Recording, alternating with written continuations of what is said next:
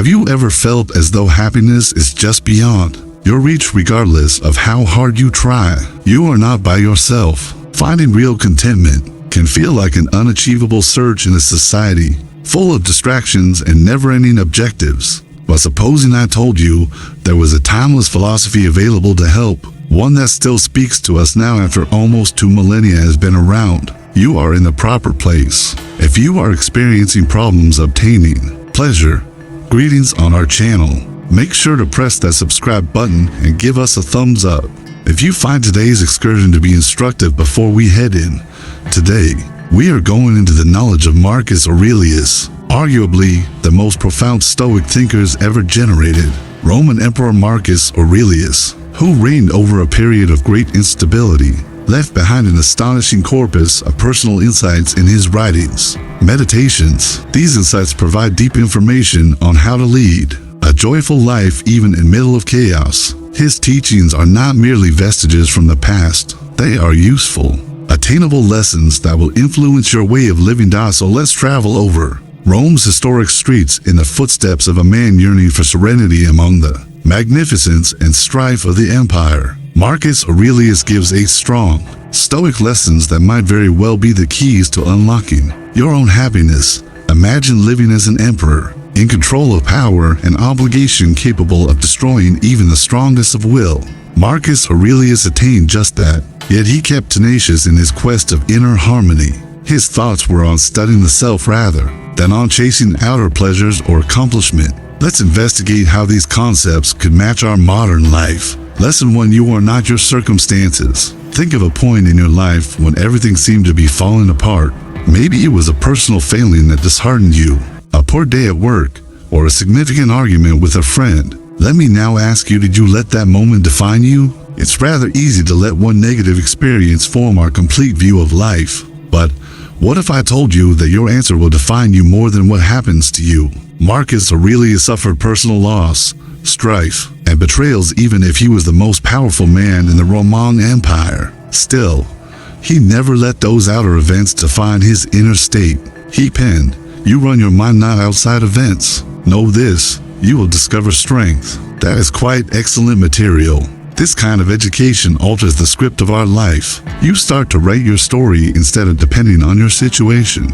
You always have control over your reaction to anything that comes your way, even if you cannot control everything. And when you know it, you open a fresh degree of strength and freedom. Therefore, remember that your reaction defines you.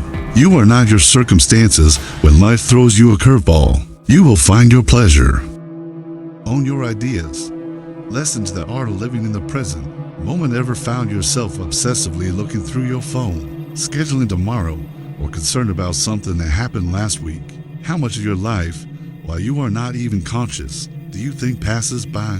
Imagine now if you could momentarily stop all that noise and really be where you are, utterly present. In what sense would that be? Marcus Aurelius was rather strong on this idea. Confine yourself to the present, he urged in writing, and it's such a simple but powerful concept. Given this, how often are we really present? Life is passing before us while we either bury regrets about the past or worry about the future. Last time, you were entirely in the moment. Let me ask you, maybe it happened during a sunset or during a conversation with a friend. Those seem to be quite rare times, right? Still, Marcus advises us, the answer to happiness is to live more of our life in the now. Though you cannot change the past, the future is not yet here. Nevertheless, what you do right here will have great impact. So halt the next time you discover yourself floating away in thought. Deeply breathe, then get back to the present, since right now is the moment your life is truly happening. Lesson 3. Control what you can. Let go of what you can't. You ever tried to control something far outside your reach? Maybe it came from a big project, another person's treatment of you, or even the weather throwing off your schedule. Every one of us has been there, right? It's frustrating, taxing, and truly a losing struggle. Marcus Aurelius knew this as well. The obstacle to action advances action. He wrote, "What gets in front of us turns into the road. Let that drop in for a moment." He is reminding us that the same difficulties we now face will define our path forward. They are not obstacles. Nonetheless, how? By focusing on our own behavior, attitude, and responses, that which is under our control. Think of the last time you faced a significant challenge. Was your anxiety about things you could not change? I know I have done that fairly often. Marcus reminds us, nevertheless, that our efforts should not be wasted on events outside of our control. We should thus focus on our answer. Imagine the peace you would experience if you let the control you have over your own thoughts and deeds to replace your efforts to change what you cannot.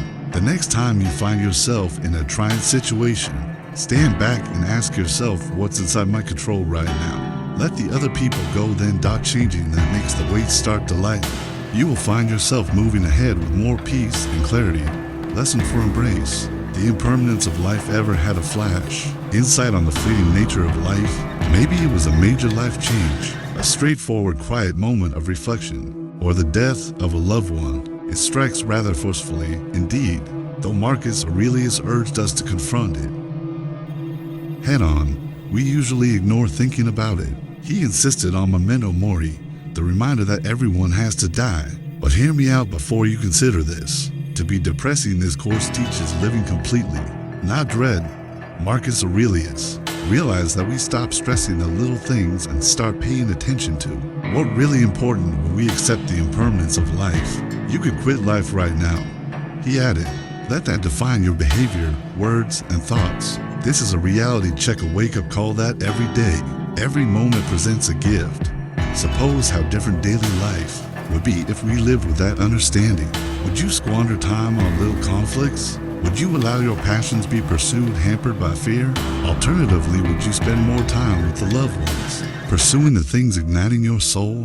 The lesson here is straightforward. Life is brief, and this exactly makes it so valuable. So, what would you do differently today if you genuinely realize that life isn't forever? Lesson 5. Happiness is found in virtue, not pleasure. Have you ever felt that surge of exhilaration when you buy something new or achieve something significant, only to have that enjoyment fade away sooner than you expected?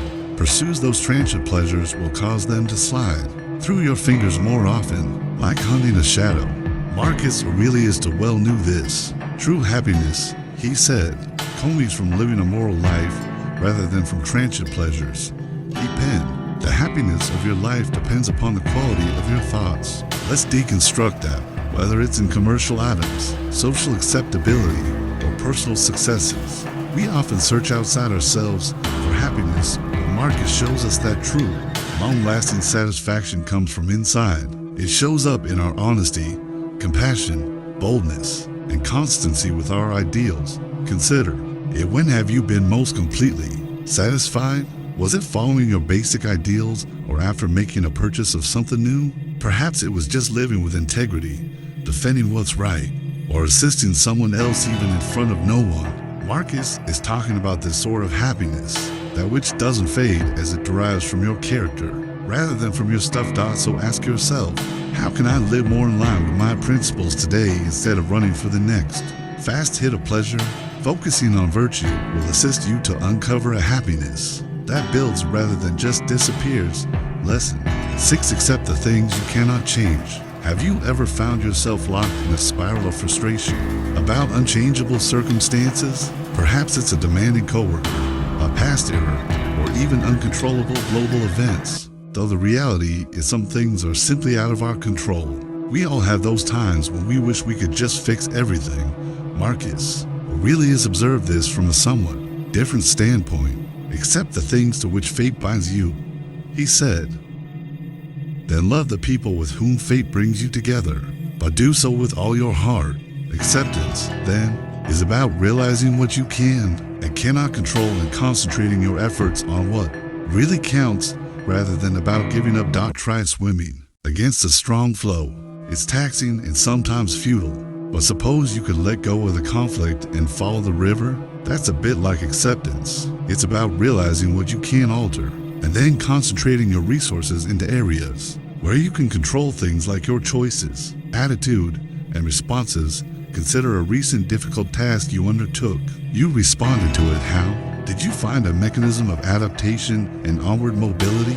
Or did you squander energy rejecting it? Accepting what you cannot change releases you to concentrate on what you can affect and bring peace about in the process. Lesson 7. Understand your role in the greater whole ever felt. In retrospect, as though your activities amounted to little more than a drop in the ocean, we can easily become stuck in our own little universes and feel as though our daily actions have no bearing on things. Marcus Aurelius, meantime, observed things differently. Every one of us, he believed, is a part of something far bigger than ourselves. What damages the hive damages the bee. He stated Daci as follows: assume you are a bee housed in a hive. Your individual activities impact the entire society. Whether you are guarding the hive or collecting honey, every action we undertake in the same sense spreads out and shapes the surrounds. Marcus reminds us that everyone and everything is connected to one another. We are not merely independent individuals. Think back to the last time you gave someone a nice or useful gift. Perhaps it was a small gesture, but its influence might have been noteworthy.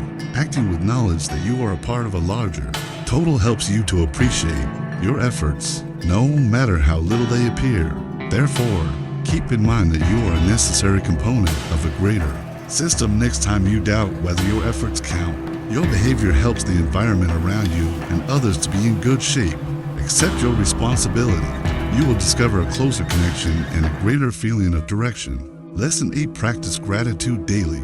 Have you ever given any thought to how often we pass over the positive aspects of our life? We forget to value what we already have as we are so preoccupied with the next great idea or fixing over what is not working properly. Marcus Aurelius saw life in a most lovely manner, often considering thankfulness.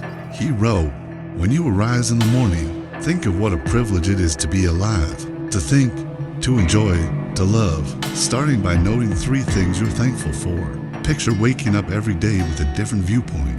It could be as basic as a friendly smile, a nice cup of coffee, or the opportunity to see another day. Gratitude is about really appreciating the events and objects that define your life, not only about thanking others. Consider a time when you felt overburdened. Was there a flash of insight when you became instantly grateful for something little? Practicing thankfulness has the power in that it helps you focus from what is lacking to what is already present and useful in your life. Set up a daily gratitude exercise and see how it changes your perspective. This is a wonderful way to ground yourself in the here and find enjoyment in the everyday. When you concentrate on what you are appreciative of, happiness moves from being about what you are after to being on what you are right now experiencing. The lectures of Marcus Aurelius provide not just old knowledge, but also useful guidance for our daily life. Adopting these Stoic ideas can help you to more easily manage the ups and downs of life and reach a deeper satisfaction. As we come to an end, keep in mind that learning the art of living in harmony with yourself and the surroundings can help you to find happiness instead of running after outside prizes. Marcus Aurelius will help us to see our daily events as joyful sources and our challenges as chances for development. Having said that, appreciate you watching. Until next time.